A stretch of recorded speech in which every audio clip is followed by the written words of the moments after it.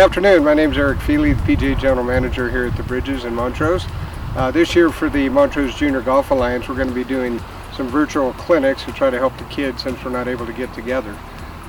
So we're going to start out, we're going to have several different clinics each week, and I'm going to start out today with doing a little bit of tip on putting, which is an important part of the game. Some people like driving it better, but we all know how important it is to make some putts. So we're going to talk about a few things with putting.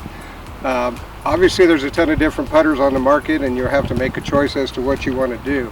But some things that are critical to putting is understanding a few things. One is setup. We always want to set up where basically we're getting close enough to the ball that our eyes are over the ball.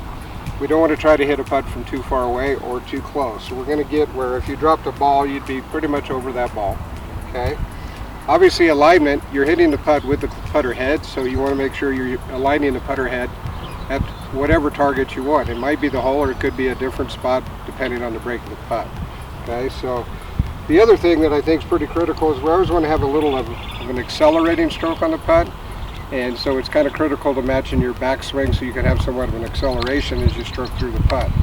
The other thing we always tell people is remember there's two parts to a putt: distance and direction, right? I like to think about getting my direction set up first by aiming the club head. Hopefully that's online. And then at that point, when I'm ready to set up over it, if my alignment's good, then I can concentrate basically on just rolling it. Say so. So, eyes over the ball, comfortable setup. Make sure you're comfortable.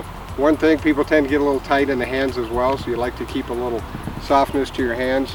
Remember, you're going to get your direction figured out with good alignment, and from there, try to roll it the correct distance with a good backswing and a slightly accelerating follow through.